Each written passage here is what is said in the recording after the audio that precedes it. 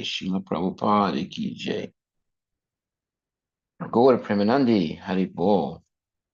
So today we're hearing from Canto 3, Chapter 25, text number 17. Mhm. At that time, the soul can see himself to be transcendental to material existence and always self-effulgent, never fragmented, although very minute in size. Purport by His Divine Grace, A.C. Bhaktivedanta Swami Prabhupada. In a state of pure consciousness or Krishna consciousness, one can see himself as a minute particle, non-different from the Supreme Lord. As stated in Bhagavad Gita, the jiva, or the individual soul, is eternally part and parcel of the Supreme Lord. Just as the sun's rays are minute particles of the brilliant constitution of the sun, so a living entity is a minute particle of the Supreme Spirit. The individual soul and the Supreme Lord are not separated as in material differentiation. The individual soul is a particle from the very beginning. One should not think that because the individual soul is a particle, it is fragmented from the whole spirit. Mayavada philosophy enunciates that the whole spirit exists, but a part of it, which is called the jiva, is entrapped by illusion. This philosophy, however, is unacceptable because spirit cannot be divided like a fragment of matter. That part, the jiva, is eternally a part. As long as the Supreme Spirit exists, his part and parcel also exists. As long as the sun exists, the molecules of the sun's rays also exist. The jiva particle is estimated in the Vedic literature to be 1/10,000th the size of the upper portion of a hair. It is therefore infinitesimal. The Supreme Spirit is infinite, but the living entity, or the individual soul, is infinitesimal, although it is not different in quality from the Supreme Spirit. Two words in this verse are to be particularly noted. One is nirantaram, which means non-different or of the same quality. The individual soul is also expressed here as animanam. Animanam means infinitesimal. The Supreme Spirit is all-pervading, but the very small spirit is the individual soul. Akhanditam means not exactly fragmented, but constitutionally always infinitesimal. No one can separate the molecule part of the sunshine from the sun, but at the same time, the molecular part of the sunshine is not as expansive as the sun itself. Similarly, the living entity, by its constitutional position, is qualitatively the same as the Supreme Spirit, but he is infinitesimal. Jai Srila Prabhupada Ki Jai. Let me read the verse again. At that time, the soul can see himself to be transcendental to material existence and always self-effulgent, ever fragmented, although very minute in size. Well, when it says ever fragmented, it means it has its own individual identity. But it's you could say microscopically existing. However, it has what's called self-effulgence, and it's never fragmented, although very minute in size. Okay, so in the purport,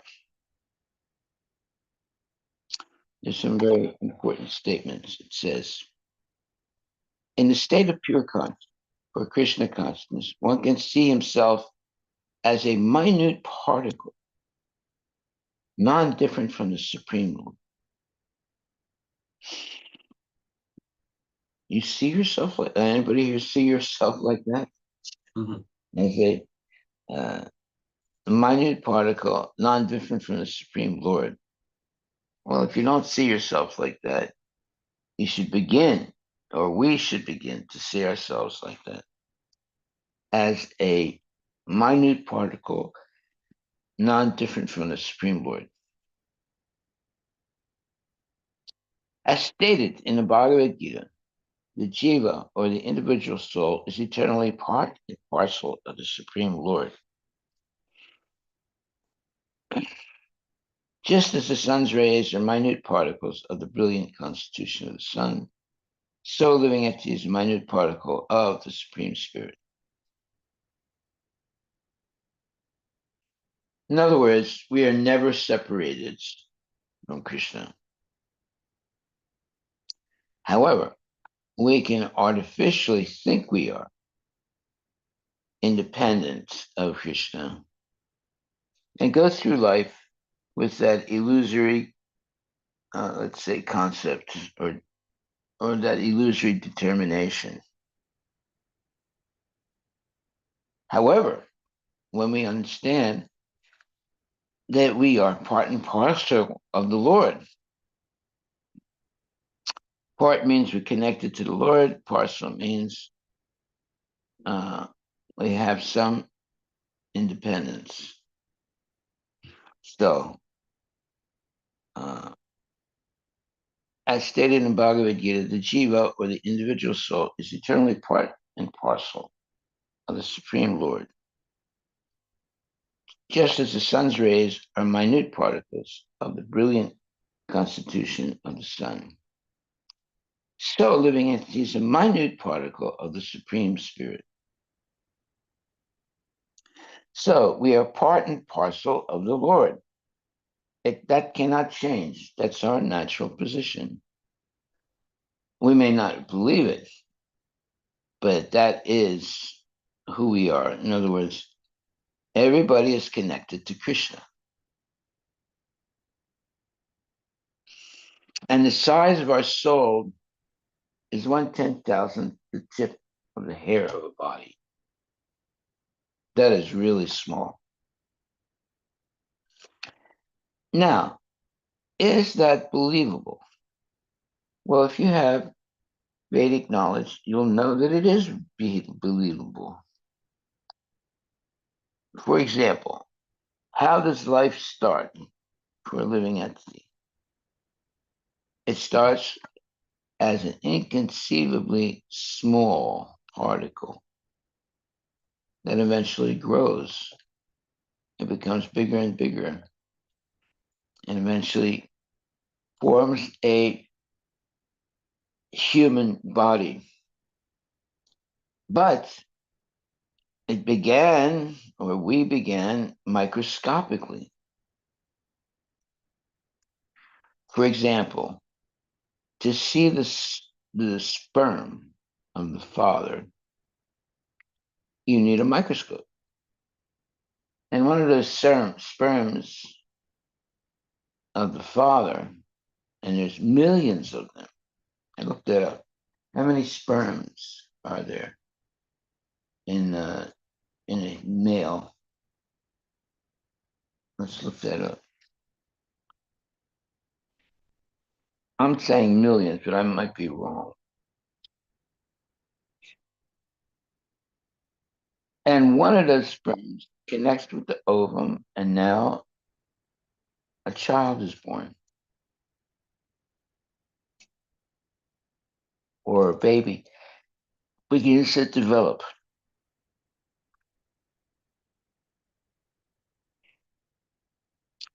What's that say about the sperms?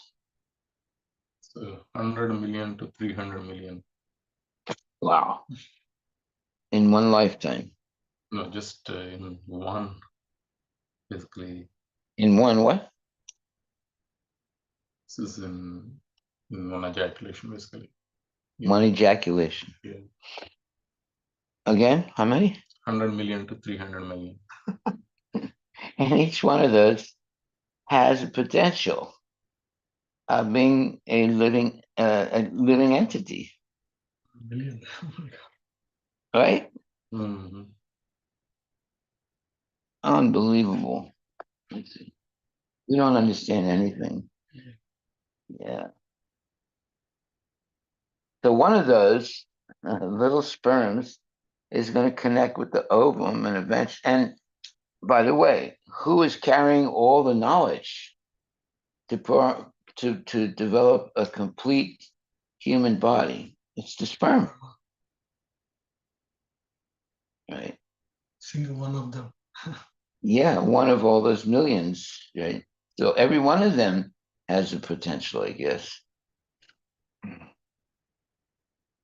There are a lot of mysteries that we don't understand, you know. Everything we understand is basically gross. But now we just heard about something that's very subtle and hard to comprehend. Everything begins infinitesimally and then grows from that position of being infinitesimally small.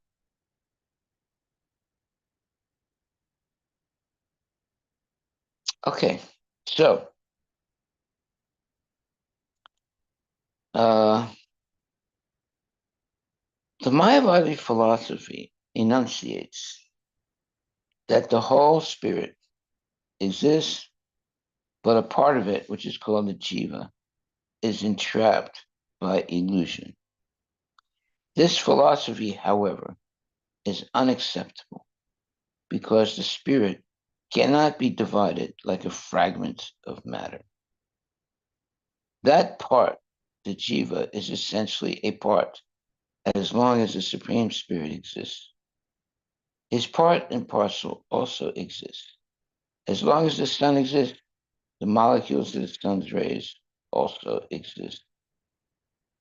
The jiva particle is estimated in the Vedic literature to be 1/10,000th the size of the upper portion of a hair.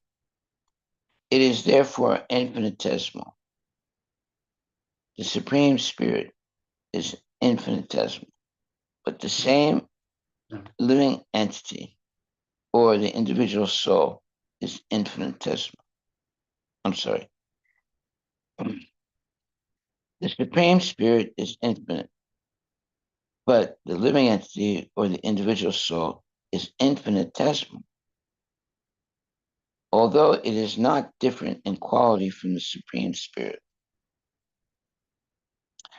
Two words in this verse are to be particularly noted. One is nirantaram, which means non-different or of the same quality. The individual soul is also expressed here as animanam. Animanam means infinitesimal. The Supreme Spirit is all pervading, but the very small spirit is the individual soul. All pervading means everywhere. It's present everywhere. But it's a very small spirit.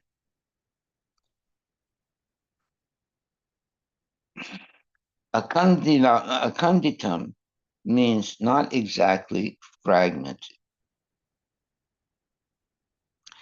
but constitutionally always infinitesimal.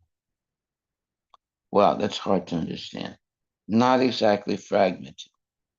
So the spirit soul, therefore, is always part and parcel of the Supreme Personality of Godhead. So when it says part, that means it's connected. And parcel means it has its own individuality, its own uniqueness. So it says akandita means not exactly fragmented, but constitutionally always infinitesimal. No one can separate the molecular parts of the sunshine from the sun.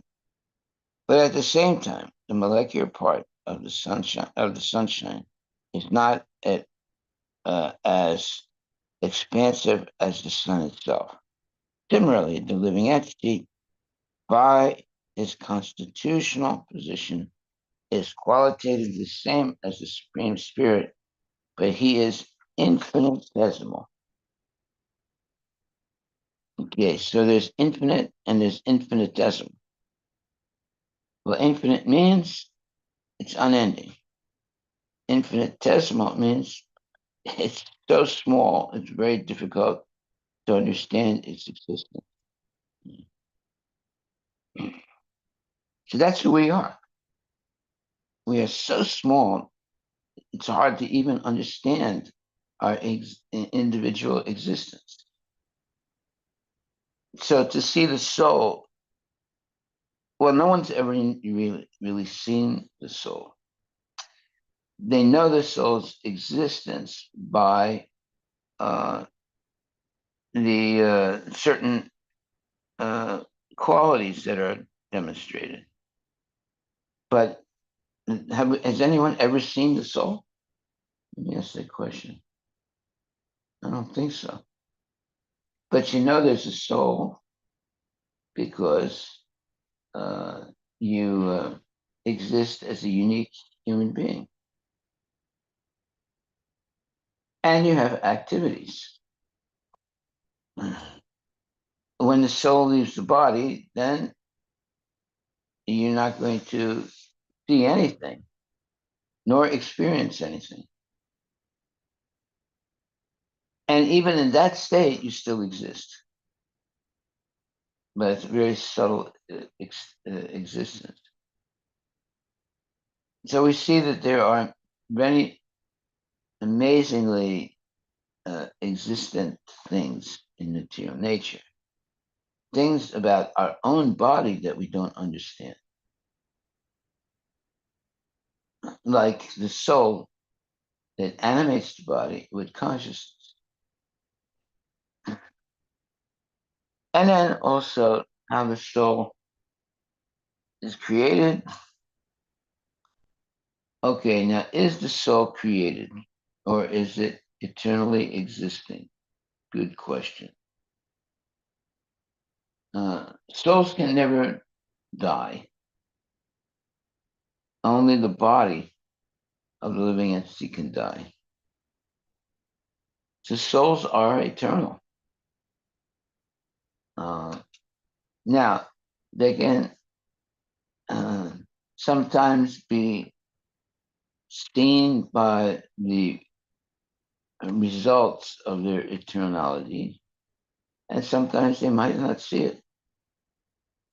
They meaning the living entities. Like, can you see the soul leave the body? No. Uh, you can see symptoms that it left the body. Someone stops breathing.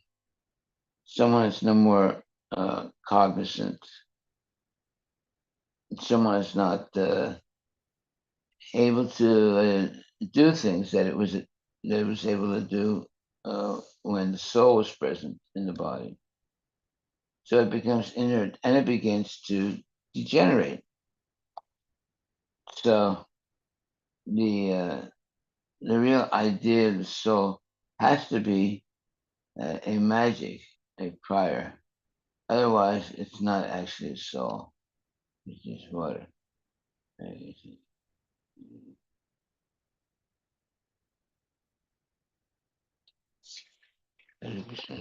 Okay. Any questions?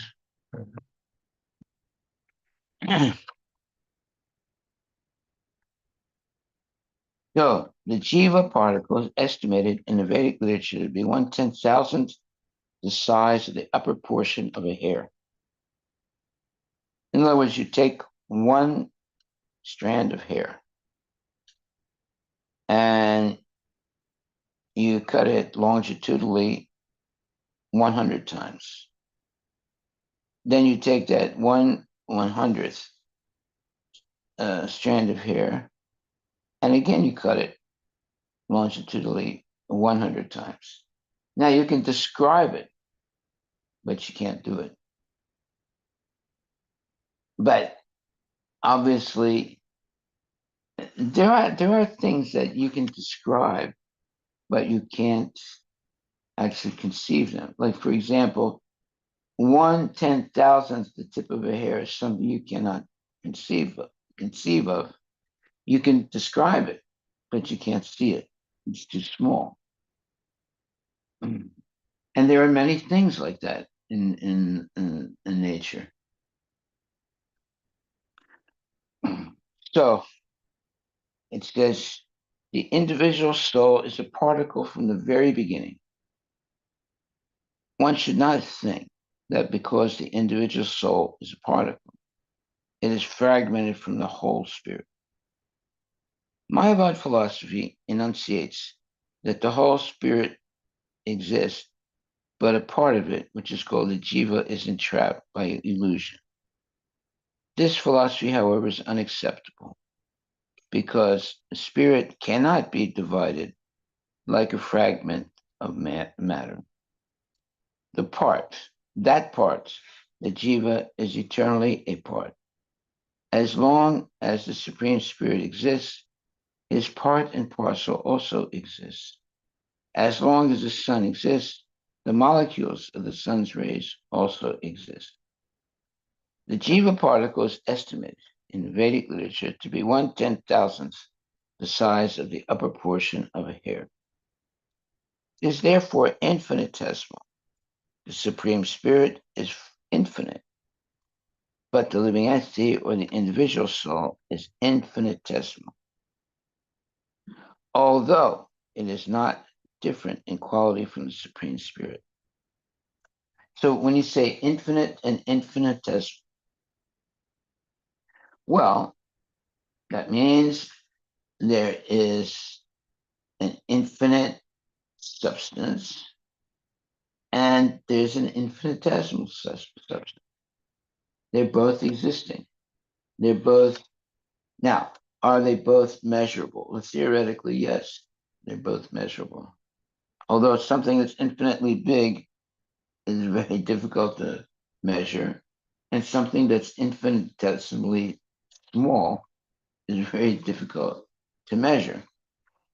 But they both exist. Okay. Um, the Mayavada philosophy enunciates that the whole spirit exists, but a part of it, which is called the jiva, is entrapped by illusion. This philosophy, however, is unacceptable because spirit cannot be divided like a fragment of matter. That part, the jiva, is eternally a part. As long as the Supreme Spirit exists, his part and parcel also exists. As long as the sun exists, the molecules of the sun's rays also exist. So, okay, let's look at this word again, part and parcel. Very important. Part means you are part of something. And parcel means, although you're part of something, you still have individual identity. And that individual identity means that you have some, let's say, substance.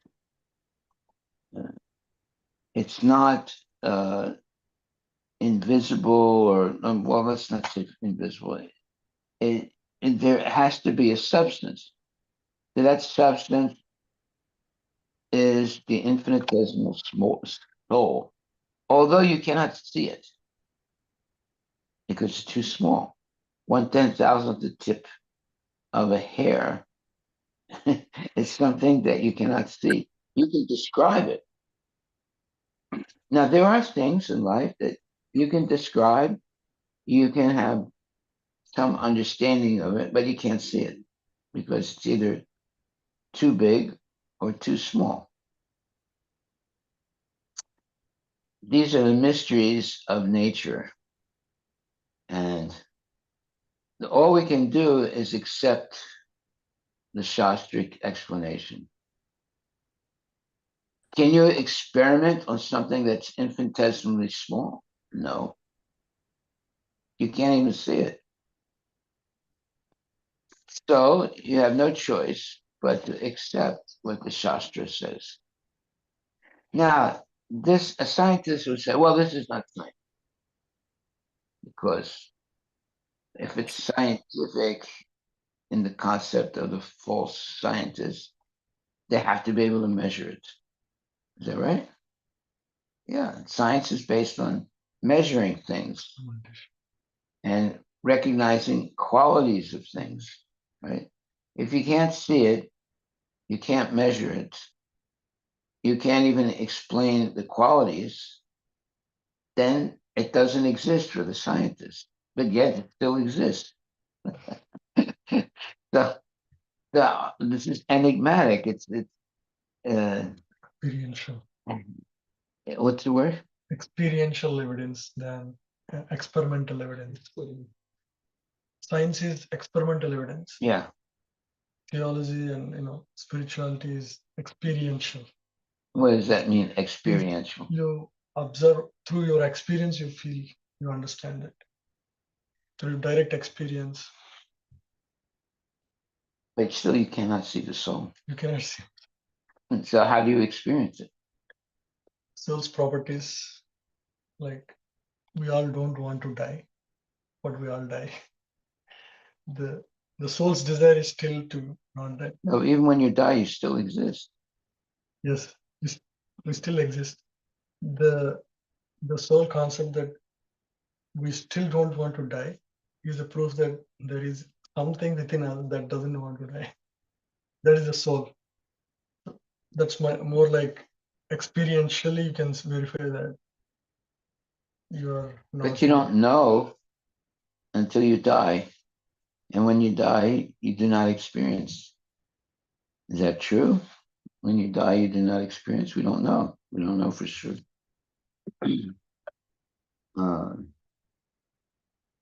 Can you experience something after you're dead? No. Oh, it's a good question to ask. Because the soul cannot die, then you should be able to experience something after your body dies, right? So Maharaj, after death, the subtle body still travels, right? So experience will be still there, like mind. Because mind is not dead. Experiences are still there until we are in material world. Material experiences. Because. But are you cognizant of that experience? No. You can't explain to anyone because we are dead. You see, there's a lot of interest. There's a lot of supernatural things that are going on. Now, some people claim that they died and then they came back again. Yeah. Near-death experience. Yeah, and then they explain what they saw when they died. That is one experiential. It's not. It cannot be experimented, but yeah, you have to trust the experience. Hare Krishna Maharaj. Yes. So I have a little bit clarification. So Yes. in the translation, Prabhupada for the word akhanditam, right? Means akhanditam means basically which is not fragmented. Basically, the meaning of khanditam means fragmented, and akhandit means which is continuous. It is not fragmented. But the Prabhupada has did correct translation as part of in the translation. It is correct that it mentioned It non. is not exactly fragmented. No. In the translation, sorry, can you take Purport? it, Prabhu, to translate? Yeah, it says that it is never fragmented. So correct. Akhandit means never fragmented. Khandit And means here in the bottom, I mean the fourth line from the bottom, it says exact fragmented. So it's a little bit confusing to me. Say, what is it Prabhupada wants It to say? says it's a not kanditam means not exactly fragmented. what exactly. Huh? Not No, exactly. no, It's not not fragment. It okay. says akanditam means not exactly fragmented, It's not fragmented. but constitutionally always infinitesimal. I So in thought other like words, yeah, go ahead. Go ahead. no, I understood this as like akhanditam means not exactly fragmented. Means it is not exactly fragmented, but constitutional means you should not take exact meaning as fragmented, but it is consonant. But it should be other way around, right? It should be not exactly non-fragmented, but constitutional evidence. Anyway, this is my understanding, Maharaj, so I was just confused about this. Well, now you really confused me. Why don't we just say what's written? It says akanditam means not exactly fragmented, but It is the constitutionally exactly. always infinitesimal. So it's never really separated from the supersoul, I guess. Yeah. Yeah. But Not fragmented. it's constitutionally always infinitesimal. No one can separate the molecular parts of the sunshine from the sun, but at the same time, the molecular part of the sunshine is not as expansive as the sun itself.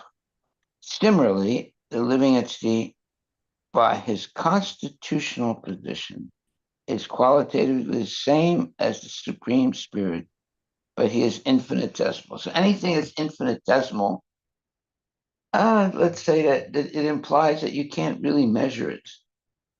It's so small you can't really measure it. I mean, you can try and measure it, like you can say it's 1/10,000th the tip of the hair. Now, that's a measure, right? But if you try to measure it, you can't. It's too small. So obviously, someone has measured it. Otherwise, they wouldn't be able to explain it. So this is beyond the possibility of experimentation. Now, how do they know this? That's the question. Obviously, somebody knows this. Otherwise, they wouldn't be able to describe it. Well, it's Krishna himself, Supreme Personality of Godhead. He first spoke the Vedic knowledge to Brahma and through the heart of Brahma. So all these things are supernatural. They're not normal. Therefore, we have no choice but to accept it because we have no alternative. In other words, can you explain something else to replace this statement? No, there's nothing else we can replace it with. So therefore, we have to accept it. We have no choice but to accept it. There must be some name of this for this, and in philosophy. It's something that cannot be, let's say, cannot be measured. Like, a tree can be measured, but the soul cannot be measured. But yet we can tell you what the measure is. 1/10,000th tip of a hair. So here's something that is measured, but cannot be measured. At least by our gross elements or whatever, not elements, but our gross means of measuring. Therefore, see now, when there's something like that, you have no choice but to accept. There is a word called qualia. Oh yeah, what does it say? Yes. What's the definition? Yeah, the term qualia often is used to describe things that cannot be easily measured but can be explained or experienced. Qualia refers to the subjective, qualitative aspects of the conscious experience, like how it feels to experience the color red, the taste of chocolate, the sensation of pain. These experiences are understood through personal awareness but are difficult to quantify or objectively measure. And what is it called? Qualia? Qualia. Qualia.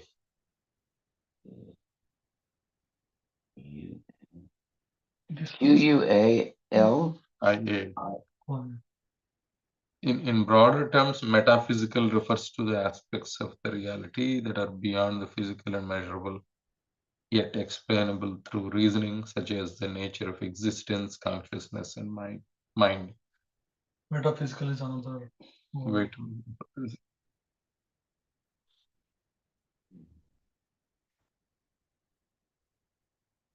So what does the I guess prefix or the word meta mean? beyond, basically. I think, let's see. What is meta? Elon Musk and people like that, they will use the word meta. Yes, this Is good. beyond, after, or about metaphysics. Branch of philosophy that goes beyond the physical world. Metaphysics. So if it's beyond the physical world, we cannot measure it. Mhm. Dealing with questions about existence, reality. But the scientists would say we don't deal with that because they can't measure it. Cannot be directly observed or measured. Well, there's a lot of things like that. Like for example, you catch a cold. You can only experience it. You can't really, point your finger on, or Exactly. how it happens, right? One day you wake up and you have a cold. Okay. So what happened exactly? All right. So let's say now we're going to start talking about germs that are so small you can't really see them. Maybe you can see them in a microscope, I think. I'm not sure. Before the microscope, they couldn't see these things. Now, when they invented the microscope, it showed that there was a whole microscopic, let's say, existence. Right? You're seeing things that are existing, but you can't see them with the raw eye. You need a microscope. Actually, the creation of the microscope was a major, let's say, advancement in science. now they were able to see things that they never were able to see before. And now, because of that, they can explain more, let's say, correctly, phenomenon that they were experiencing. Like, for example, you get a cold. Well, how do you get a cold? Virus. Yeah. So there are two types of microscopes. There is the light microscope, which only can zoom in like basically 1,000 times. And then there is the electron microscope, which zooms in like 1,000,000 times. Wow. So that one can be used to measure viruses. You see how small they are? So the bacteria can be measured through the light, which is because it's about 1,000. Yeah. So they have what? A micron, no, Electron microscope. electron microscope, which can what? Enhance Magnify something how many object up times? to 1,000,000 times. 1,000,000 times. Magnify object to 1,000,000 times. 1,000,000.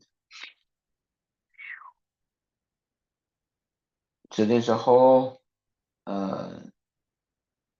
level of existence that you cannot see, but it exists.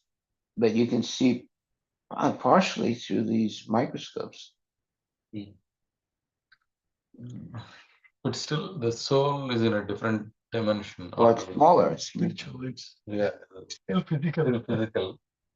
So even with something like this, you cannot see the soul because it's in a different dimension altogether.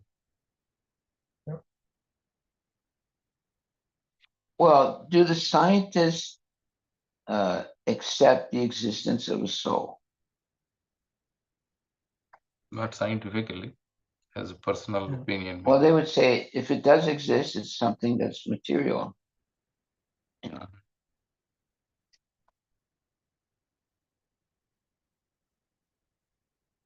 Scientists don't deal with things that are immaterial. Anything conscious, they cannot. Yeah, consciousness. They can't. They can't measure it. Yeah, their definition of consciousness is also all over the place. Like, yeah, Kurt, what's his name? Something Weiler. Yeah, so the guy who singularity. In his definition, Will attain its singularity at 2050. yeah, I mean, for him, the consciousness means how you think, and then he thinks that that can be digitized and put it into some cloud so that you live digitally forever. Like, for example, they want to take somebody like Elon Musk or so-called smart people, and then they want to digitize their consciousness. And there's actually some. I mean, we once watched a conversation, and it's actually funny because these are all people that are debating about like, what is consciousness, and then it's all described in the Shastra very clearly, but for them it's like it's all opinions, speculation.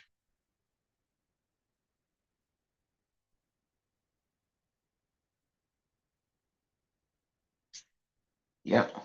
So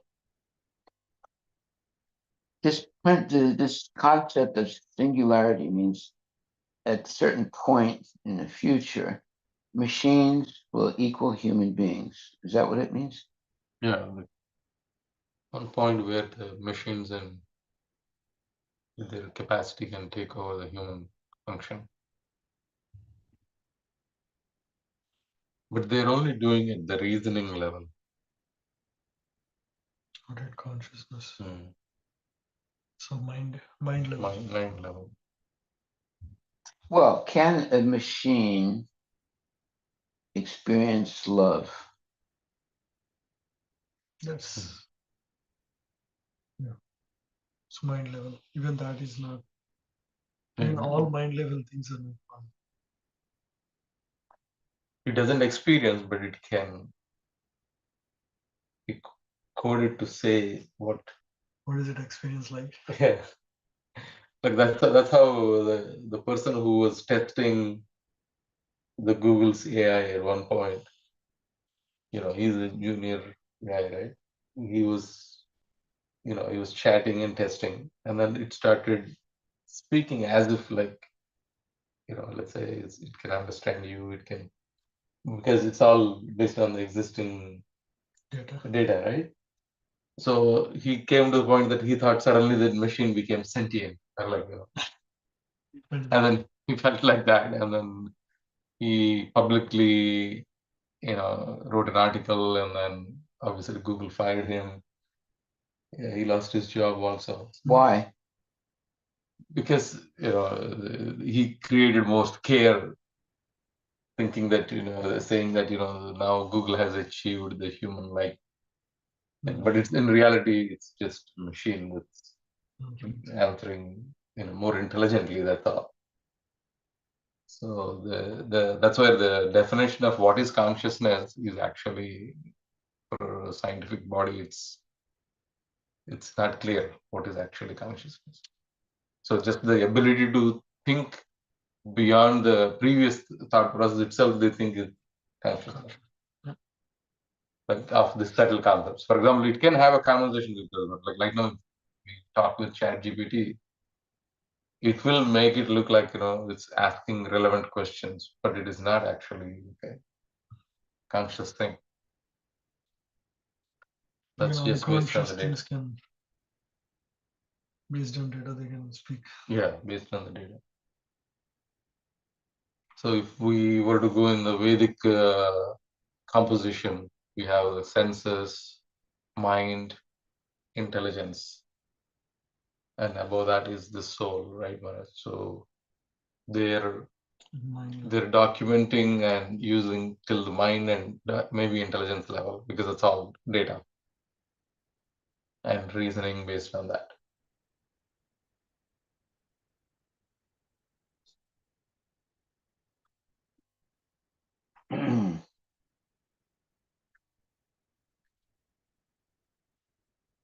Well, okay. What are the scientists trying to do? What is the ultimate goal of science? It's to attain immortality. That's why science develops. People wanted to become immortal. And so they started experimenting and doing things. Now, there's different types of experimentation. Like, for example, if you meditate, it's a type of what you an experience that you're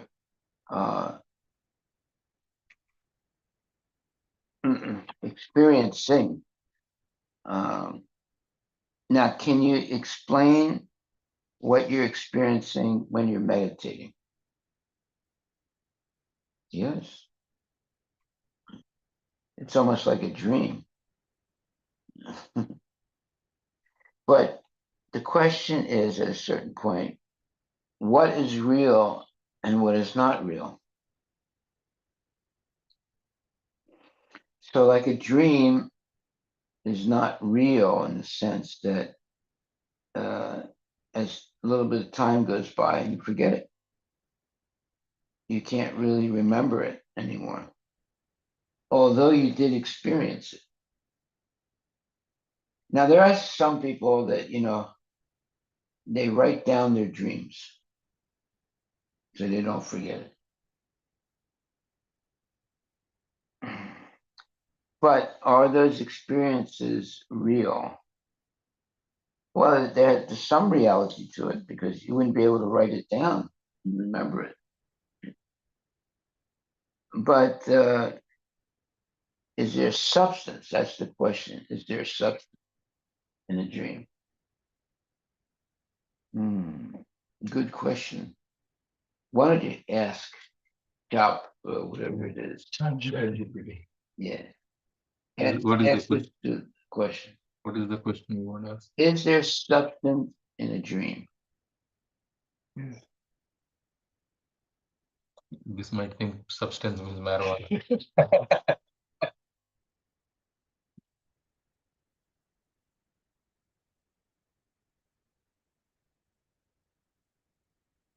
In past, you had explained, Maharaj, that mind start mixing the things in the dream. Like if you have seen the gold and you have seen the mountain, in the night you will say golden mountain. Right. So,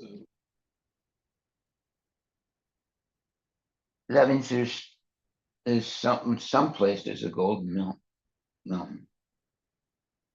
You wouldn't be able to conceive it.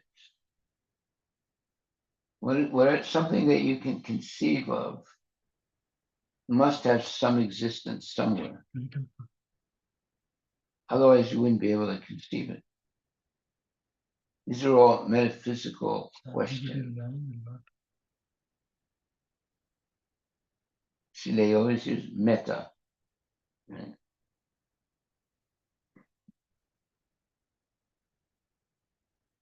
What does it say? We asked two questions, somewhat similar, but one is there substance to dream or in dream? And then Go to the summary. the summary is, while dreams do not contain physical substance in the material sense, they Mhm. have neural, psychological, and symbolic substance. They are real experiences created by brain activity and can be meaningful in terms of personal insights, emotions, and cognition, but they remain intangible and mental phenomena rather than physical objects. Intangible. What does that mean, intangible? No existence.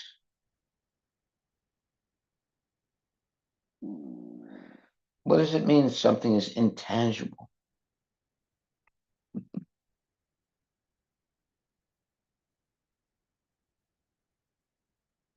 Dreams may not correspond to eternal physical reality, external physical reality, but they have reality in multiple dimensions, neurologically, physiologically, or psychologically, subjectively, and sometimes spiritually. While the events in dreams do not happen in the physical world, the experiences and the impact of the dreams on our emotions, thoughts, and behaviors are very real. Dreams are part of the complex nature of consciousness, and they really exist within the mind and its workings.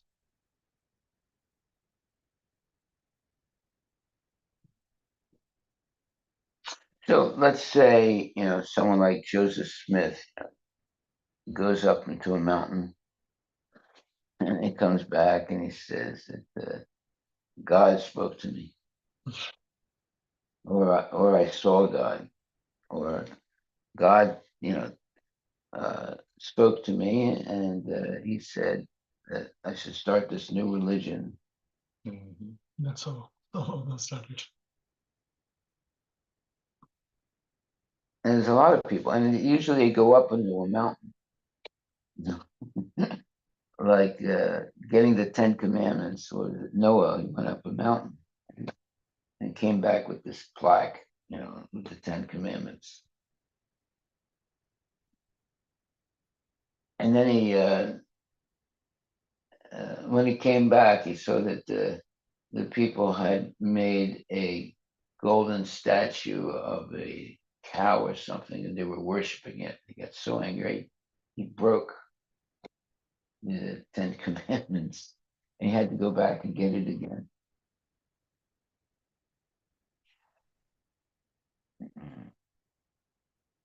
You look that up. Look that up.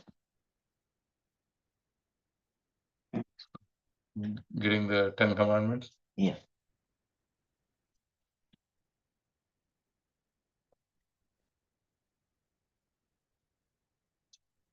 Moses. Mhm. Haribo. Moses received the 10 Commandments from God on Mount Sinai. Sinai. Sinai. Sinai. Sinai. 10 commandments are set of moral and religious principles that God gave to the Israelites to guide their conduct. The 10 commandments include directives such as thou shalt not kill, thou shalt not steal, honor your father and mother, like Jewish and Christian ethics. I thought it received the Jesus, Moses. Moses.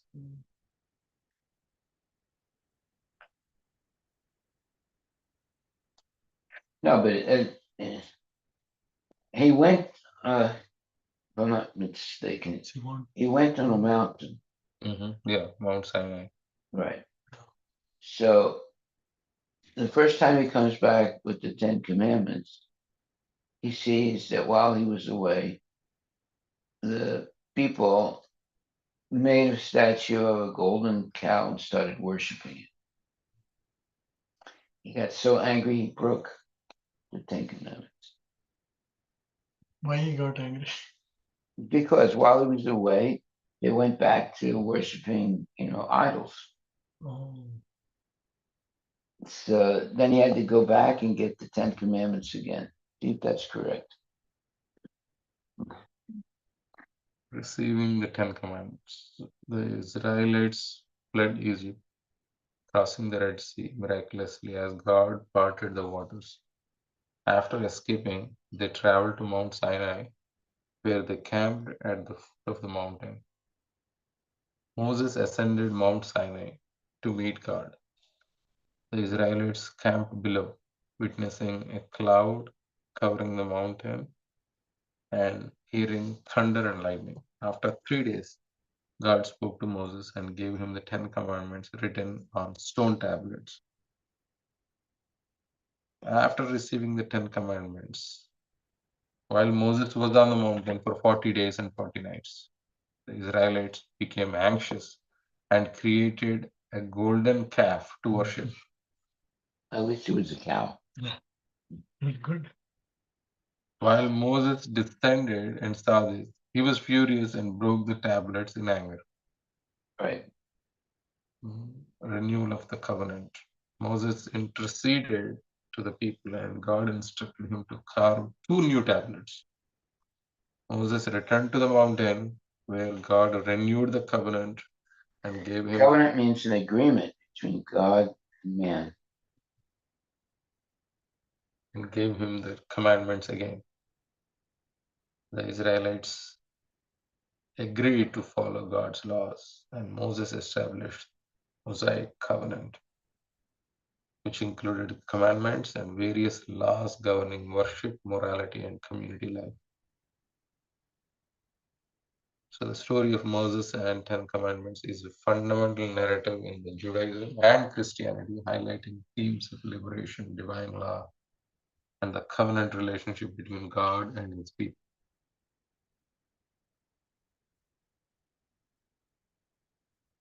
So that covenant is still going on now. The covenant is like an agreement.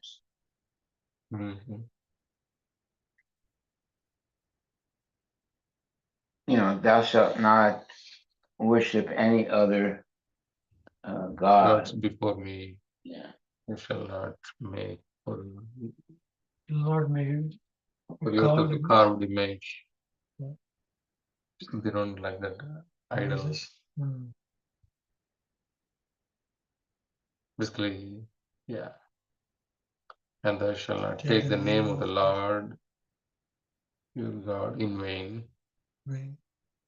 It's like Joking around. Yeah, like you cannot frivolously use the name of the Lord. Remember the Sabbath day to keep it holy. Honor your father and mother. Thou shalt not thou shalt not kill. Shall not commit adultery. Thou shalt not steal. Thou shalt not bear false Yeah, witness. but they were eating meat. Not bear with false witness against your neighbor. So if you eat meat, you're killing, right? He made it, you shall not murder.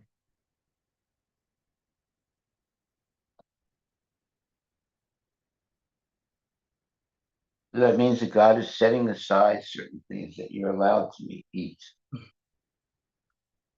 So apparently the shift from thou shalt not kill to thou shalt not murder in the interpretation of the sixth commandment primarily arises from the different translations and interpretations of the original Hebrew text. Well, thou shalt not kill means you can't kill anything. Thou shalt not murder means you're not allowed to murder a human being. So now, why did they change that when originally it was thou shalt not kill? The Hebrew seems to say more, it is like murder than kill. That's what they're saying here. That's their interpretation. Yeah, Well, yeah. thou shalt not kill means you're not allowed to kill anything, including See, according to cows. this, during the King James version of the Bible, the commandment is translated as thou shalt not kill at that time. And then modern translations, um, they're saying it's reflecting the original meaning is to thou shalt not murder. Well, murder means human beings. Thou shalt not kill is anything. You're not allowed to kill anything. Yeah. That is the lesson to be taught, then we can understand the level of people there. Correct. So I'm sure like this was a big discussion when they were translating. Like how do we change it to source? Yeah, exactly. All this How do meat industry and everybody how do we validate eating meat? Yeah, exactly. How do we so they went to the source. Correct. Source itself. Well, they changed thou shalt not kill to thou shalt not murder. Yeah. So murder is murdering human beings. Kill means anything. So is that correct or is it incorrect? They're saying, I mean, this is Why did they change it? That's the point. Obviously, by changing it, it completely changes the original intention. It's something that got changed in the modern translations. It's definitely in the modern translations. And then they ask this question, why was it changed from thou shalt not kill to thou shalt commit murder? Thou shalt not commit murder. Yeah, that's what I asked, and it's not giving any specific reason per se, but they're saying many modern translations have revised this wording to better reflect the original meaning. They're saying that this is the actual original meaning. King James made a mistake.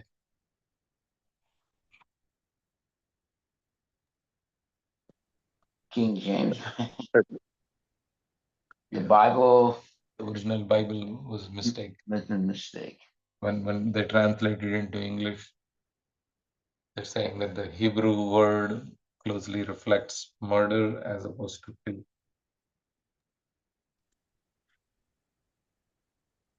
That is nonsense. That's just a speculation.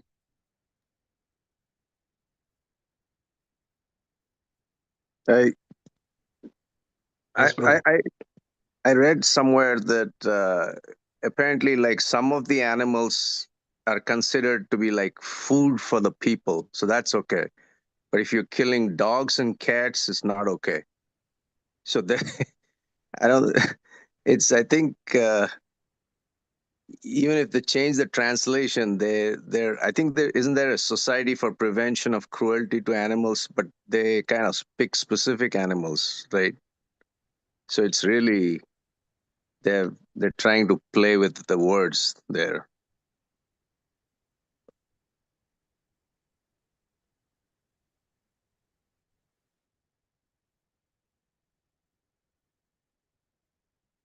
Well,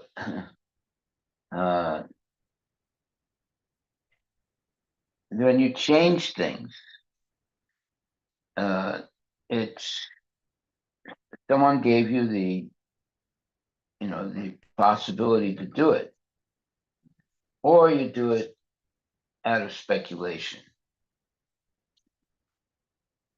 So thou shalt not kill means you're not allowed to kill anything. So if you say thou shalt not kill, thou shalt not murder, then you're only talking about human beings. So therefore, that's a major difference.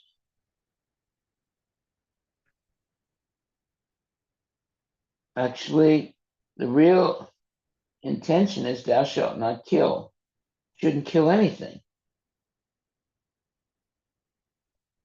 Now, sometimes it's not possible to avoid killing things.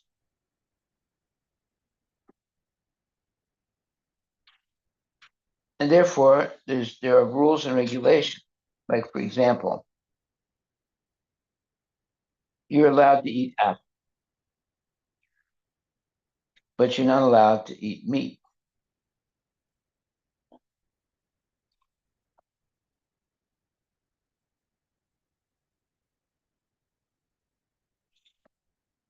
So, but nowadays, like Christians eat huge amount of meat. How did that happen?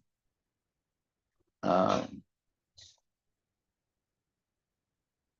it happened when started with Aristotle, and it stopped with uh, the big um, the big Christian philosopher. I think it is.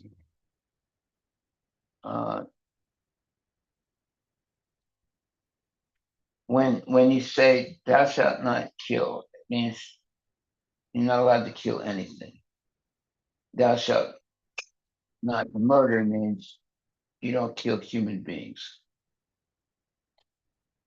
So at one point,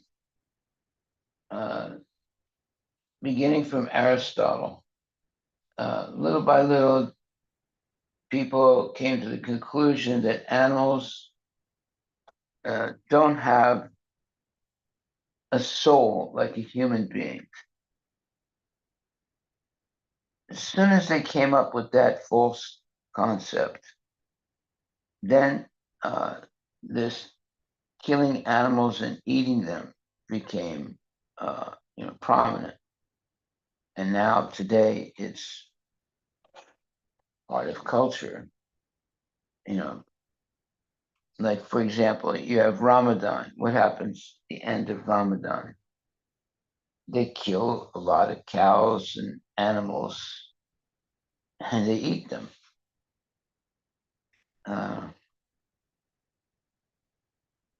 And what happens, in Thanksgiving, people give thanks to God by eating turkeys. 60 million plus turkeys are killed to satisfy the palate of Christians to celebrate the Thanksgiving, festival. So these are things that are concocted. The real principle is thou shalt not kill. When you change it to thou shalt not murder, now you give the possibility to kill all kinds of animals to eat. And we see that, some people eat frogs, some people eat snakes, some people eat, well, some people do cannibalism, eat human beings. So Just changing one word from thou shalt not kill to thou shalt not commit murder,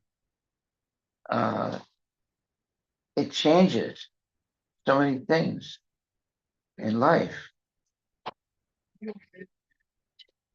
So words are important. That's why we should accept the original words of the Lord and not accept people's interpretation of the Lord's words. So thou shalt not kill is a very clear statement. And there's no equivocation. You can't play around with that. It means you shouldn't kill anything. But thou shalt not murder, it means, well, you shouldn't murder, you shouldn't kill human beings. But it's fair game to kill animals and other things. And you don't think you're committing a sin.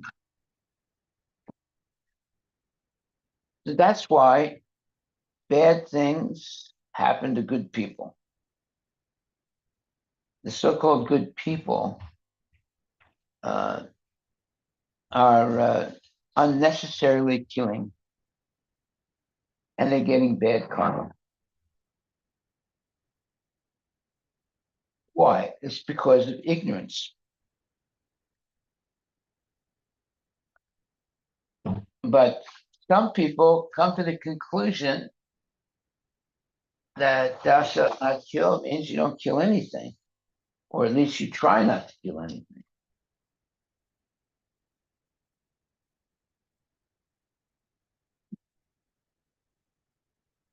But as far as religion goes, when they change thou shalt not kill to thou shalt not murder, it's because they want to satisfy their palates, their taste.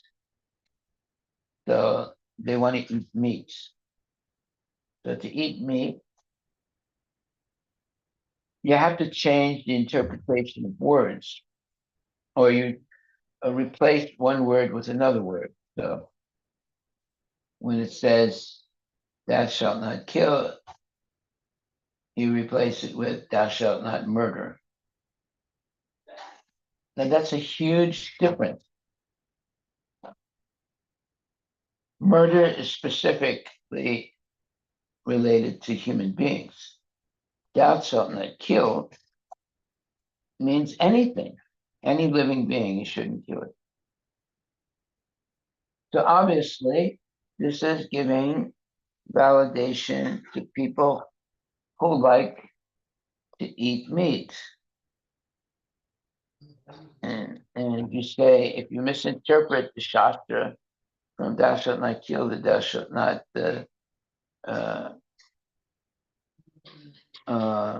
murder, then you open the possibility for people to eat the meat of animals. It's still limiting you. You're not allowed to eat human beings. But now you're allowed to eat animals because murder is specifically for human beings.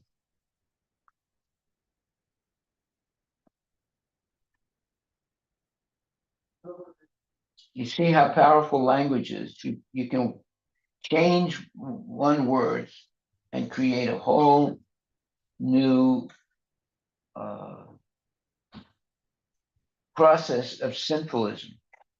Simple activities, not simplism, but simple activities. Just by changing one or two words.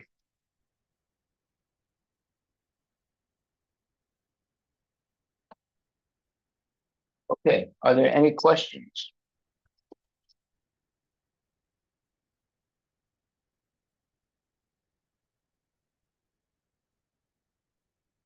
All right, then thank you very much, my dear devotees. Have a good day. And Hare Krishna and be happy. And thou shalt not kill, not thou shalt not murder. That way you avoid committing many sinful activities if you accept thou shalt not kill. Haribol. All glories to Prabhupada.